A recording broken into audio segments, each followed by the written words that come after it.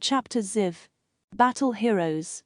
Within 2 years, persecutions and prosecutions again made newspaper headlines. In October of 1955, polygamist roundups and arrests were once more conducted in Utah. Deseret News. Salt Lake Telegram. Wednesday, October the 26th, 1955. 1. Man arrested in cohabitation case. Counts pending against 2 other men. Many times Utah newspapers carried headlines of polygamists being arrested. Out of all these arrests and imprisonments, 4 men united in their convictions were noted for their uncompromising stand. These 4 were Louis Kelsch, Maurice Kunz, Arnold Boss and Charles Zitting. Brief life sketches and a few of their personal views are included here. Louis Kelsch. The Salt Lake Tribune. Salt Lake City, Utah, Thursday morning, October the 27th, 1955. County arrests 1, seeks 2 in crackdown to halt polygamy. Suspect tells of marriage to 5 women. I believe in plural marriage because it is a part of my religion and I intend to practice it. December the 19th, 1956, Louis Kelsch to Utah State Board of Pardons. The most outstanding example for length of time in prison for plural marriage belongs to Louis Kelsch. No man in this dispensation has served as long in prison for living the law of Abraham. He served nearly 7 years in state prison. Louis often referred to his time in prison as a term in Kroger College. Louis was born in 1905 and died in 1974. His father was a convert from Germany who had served 18 years on missions for the church. Louis Sr. and Louis Jr. were both personal friends of Lauren C. Woolley. Louis Jr. was born and raised in Salt Lake City and filled a mission for nearly 3 years in the eastern states. He was called to the apostleship by revelation, being the last man in the council called through Lauren Woolley. At his funeral he was described as honest, humble, unpretentious and uncompromising. Anyone who knew him would readily agree that this well described him. His close friend Nathan Boss spoke at his funeral and described Louis by saying, "He was like stainless steel. He had the guts to stay in there and he did it. There isn't a man in this audience that could raise his hand and say, 'I equaled it.' And nobody questions it." At the time of Louis's arrest, Frank E. Moss was county attorney for Salt Lake. He probably saw an opportunity in these arrests to gain some personal public notoriety. He announced that his office was going to keep going until we clean up this sect.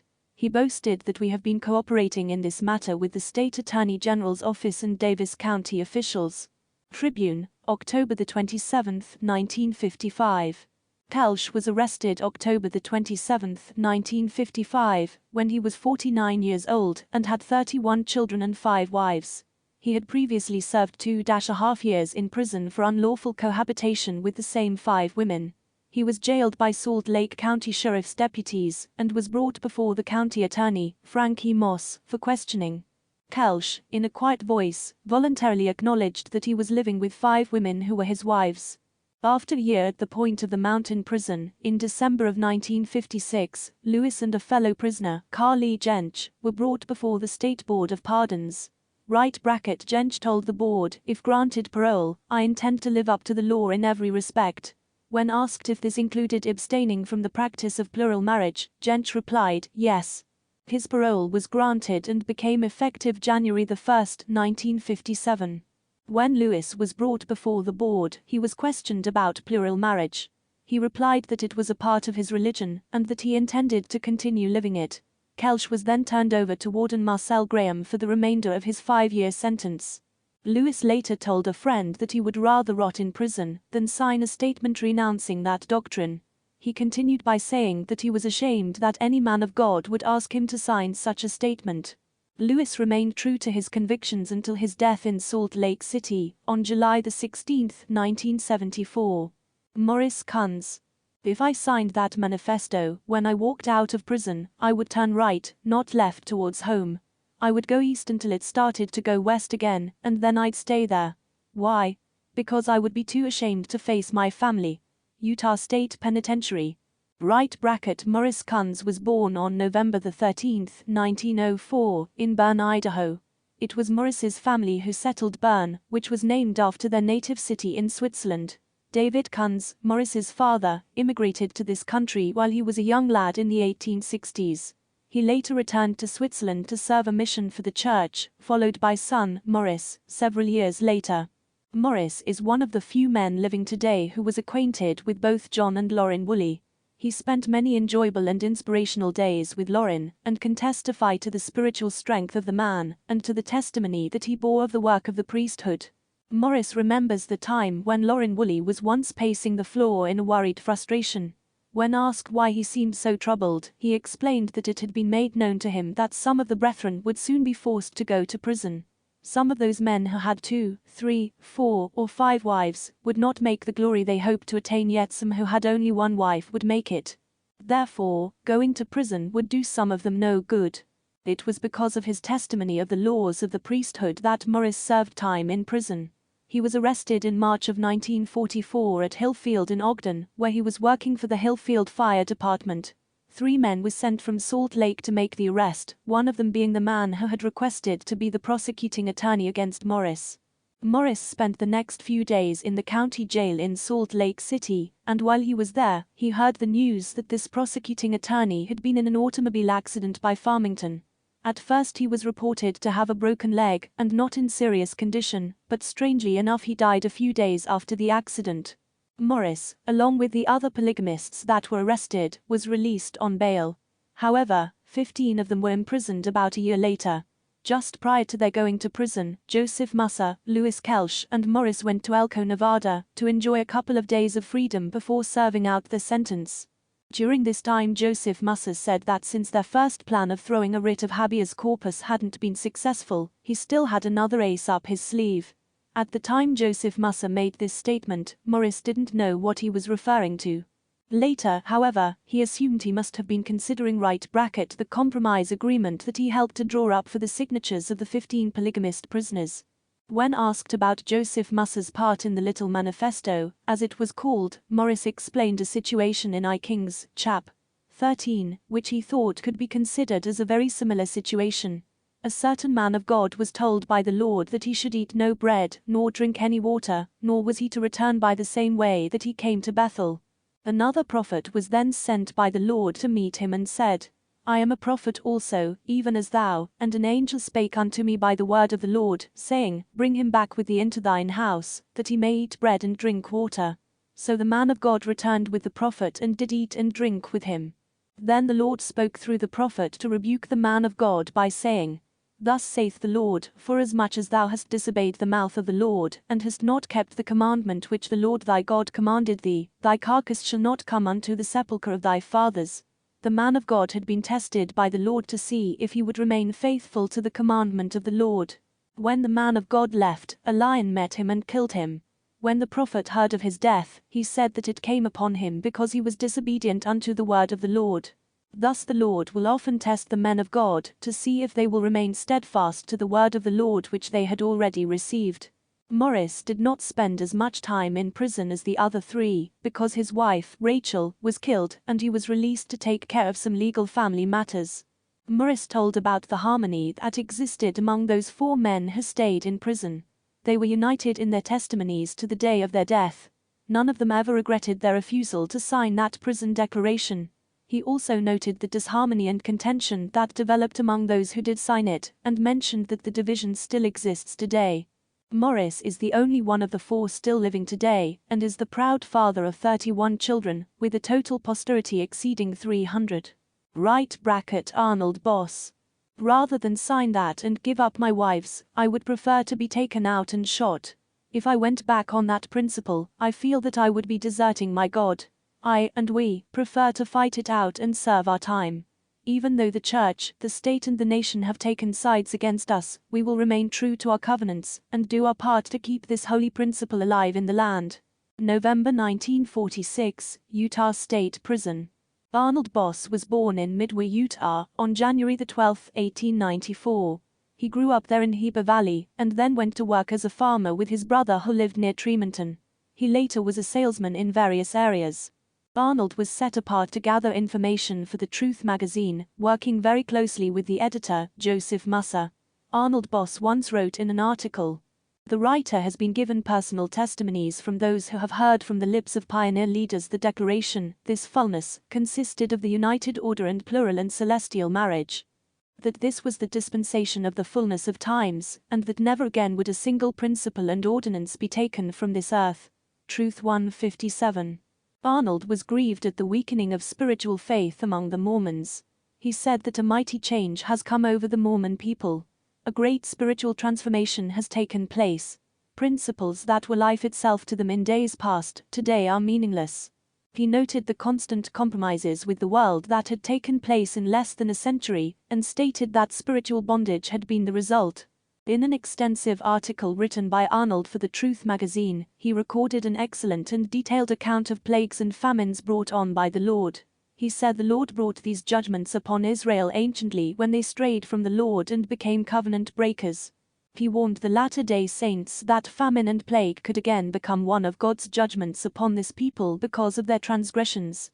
Arnold Boss was a man who had experienced some of the difficulties in life with an understanding of their purpose. He was not offended, ashamed or afraid of prison, because he knew God had a purpose for such events in the lives of his chosen people. He once said that he learned from these things that the testimonies of heaven usually come and are imparted under great stress, struggle, and mental anxiety. Arnold was a man firm in his conviction against signing any declaration or statement denying his beliefs. Although he was quiet by nature, he was very strong in his personal convictions. He was never loud or boisterous, but was very friendly and sociable. He had 2 wives and 3 children, and was a good father to them. He was a friend of Lauren Woolley's, and was included in many visits in the homes of friends.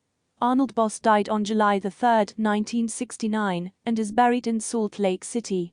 Charles Frederick Zitting. I cannot agree to compromise my conscience and obey all laws, just or unjust, without question.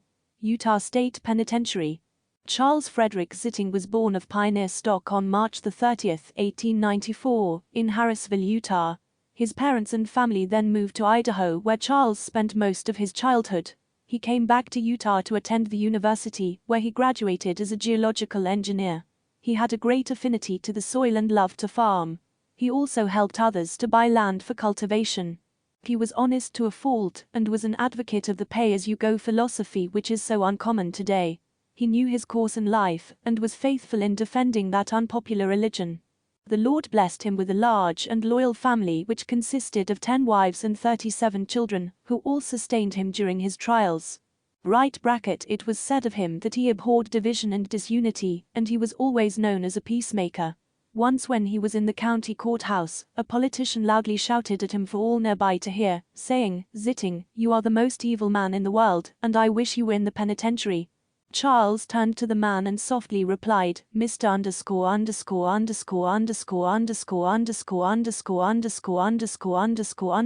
I don't wish you were in prison." Although Charles had assisted many people in temporal pursuits, it was in the spiritual field of religion that his greatest interest and endeavors rested.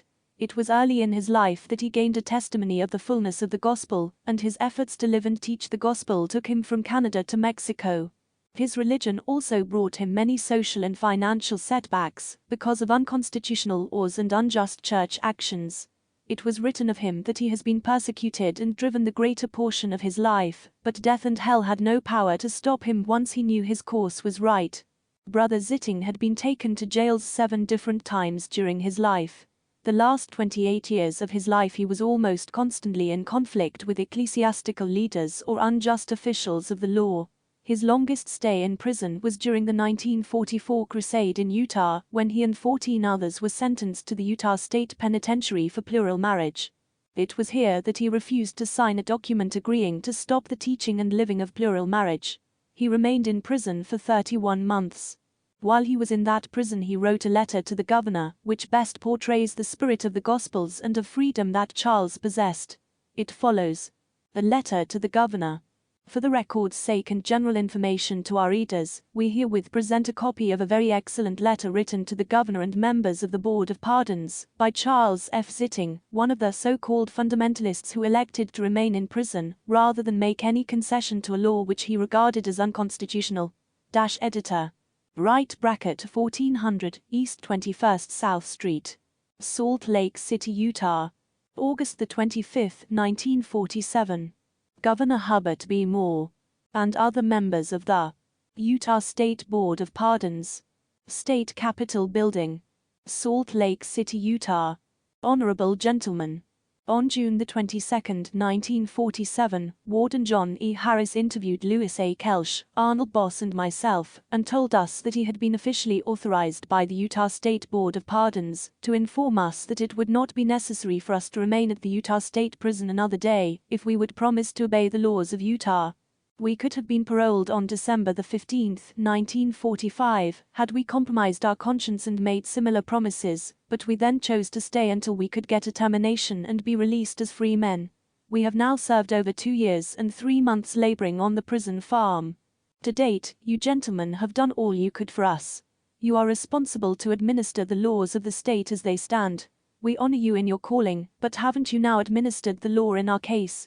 We have served nearly 1/2 of our top time in our sentence of nothing to 5 years. Bank robbers, thieves, adulterers and murderers are leaving this prison, and many of them on a termination, with no strings attached, with 20% to 1/2 of their top times served. Must the laws of Utah be above the laws of God and above a man's conscience? Probably in a totalitarian reign, but not in a true democracy. The citizens of this country have a right to break laws when it requires them to compromise their conscience in order to live the law. The following is from Whitney's Popular History of Utah, page 324. Thomas Jefferson had said, "The rights of conscience we never submitted, we could not submit, we are answerable for them to our God." And Blackstone, the great authority on human laws, set forth this trite rule: if ever the laws of God and men are at variance, the former are to be obeyed in derogation of the latter. My ancestors John Alden and Priscilla Alden came to this country on the Mayflower over 325 years ago, because they could not conform to the laws of the European homeland without compromising their conscience, and another one of my ancestors, David Pettigrew, chaplain of the Mormon Battalion, came to Utah in 1847 with the Mormon pioneers because he and they could not subscribe to the ethics demanded by the citizens of Illinois without compromising their conscience. George Washington, Patrick Henry, Thomas Jefferson and other early colonists rebelled against England, and a boatload of tea was dumped in Boston Bay because they could not subscribe to England's unjust tax laws without compromising their conscience and becoming economic slaves, and thus came the American Revolution and the birth of our great nation. When a citizen of our country feels a law is unjust, he has a right to carry it to the Supreme Court of the United States, but first he must break the law before he has a case to take on up to the highest tribunal of the country. This is his right, and it is being done every year.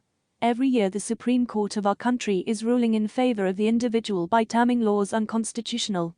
But, when the Supreme Court rules against the individual by terming the law constitutional, is that the end of his fight? Must he compromise his conscience and live the law? He is not compelled to by the law of this country. I wish to draw your attention to the Dred Scott case.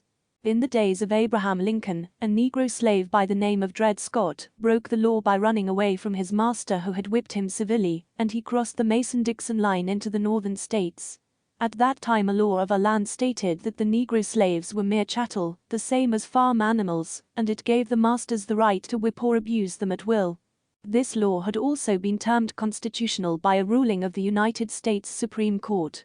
Abraham Lincoln was criticized because he took up the fight for Dred Scott in the face of this Supreme Court decision, and then he came out with his famous declaration, "A question is never settled until it is settled right." He carried this case to the United States Supreme Court, and the decision was reversed. Shouldn't we, or anyone, have the same recourse as Dred Scott? Now, entirely aside from my religious views regarding plural marriage, I cannot agree to compromise my conscience and obey all laws, just or unjust, without question. If I did, I would be letting my sons down, who offered their lives by fighting for nearly 3 years in the South Pacific for the 4 freedoms, and I would be helping to sow the seeds of totalitarianism in the structure of our government. I think too much of true democracy and true democratic laws to agree to do that, and I cannot agree to do something I don't intend to live up to. This position is set forth clearly by the Mormon Church in the 134th section of their Doctrine and Covenants, and Utah is 74% Mormons. However, other citizens of this state take this same position. The Most Reverend Duane G. Hunt, Bishop of the Salt Lake Catholic Diocese, in giving a centennial address just last month before the luncheon meeting of the Salt Lake Rotary Club in the Hotel Utah, as reported in the Salt Lake City Deseret News on July 22, 1947, stated, among other things, "No one must be asked to compromise his conscience." He also said, "God is the creator, he created all men, they are equal, human rights come from God, obviously, not from society or government. Government exists to protect human rights, certainly, not to usurp them." Bishop Hunt declared the Christian order of things is God is first, man second, and government third.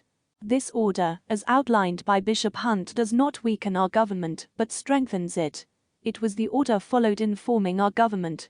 It is our guarantee against fascism, communism, and all other forms of dictatorial governments. A man's conscience should be granted perfect freedom by law, as long as the exercise of it does not trample on the rights and privileges of others. Therefore, in respect to your offer to release us from the Utah State Prison, if we will promise to live the laws of Utah, I will give you my answer. I love this land and its constitution as it was framed by the inspiration of God, and I intend to live all the laws of our state and nation, except wherein it requires me to compromise my conscience. With only the kindest of feelings towards our state and its officers, I remain. Respectfully yours, Charles F. Zitting. Truth 13:256-258. It was the power of conviction and the Spirit of the Lord that attended him, that gave Charles courage and wisdom in any circumstance. Once during a raid by the law, when everything seemed to be filled with confusion and uncertainty, Charles was quiet and comfortably relaxed. While others who were arrested were pacing the floor and bewildered by the events, Charles seemed to be almost unconcerned. During this black hour of indecision, Charles arose and bore a strong testimony to the others that he knew what the will of the Lord was. He also understood what the outcome would be if they would remain faithful. It was later written that many people are happy today because this man labored with them in the hour of decision, and planted within their hearts the principles of unity. Joseph Musser wrote of Charles. One of his most outstanding characteristics was that he had to have a witness for himself before he would take steps in any direction. This characteristic enabled him to stay true to the faith and die without making any concessions to the enemies of truth. Truth 20:100. It was on the night of July 14, 1954, at 9 p.m., that this stalwart soul passed from this realm of earth life. His last 2 weeks were spent without pain, but he serenely grew weaker day by day, until with the faintest handclasp he closed his eyes in mortal rest. Those who refuse to sign a compromising declaration do so because they believe that such a document is evidence to others that their convictions were wrong. A public denial of a man's beliefs is either an admission that they were wrong, or else those beliefs were not worth the price of a prison sentence. But, being willing to suffer in prison in defense of certain principles, is an evidence or testimony that they feel they are defending the truth. Many times such an act of sacrifice for a man's beliefs, right or wrong, creates greater respect from others. Several of the finest men that ever came to earth have gone to prison for their beliefs. Prison and dungeons have fashioned and molded the spirits of prophets and men of God ever since the beginning of time. When men descend below all things for a righteous cause, they have the promise that they will rise above all things.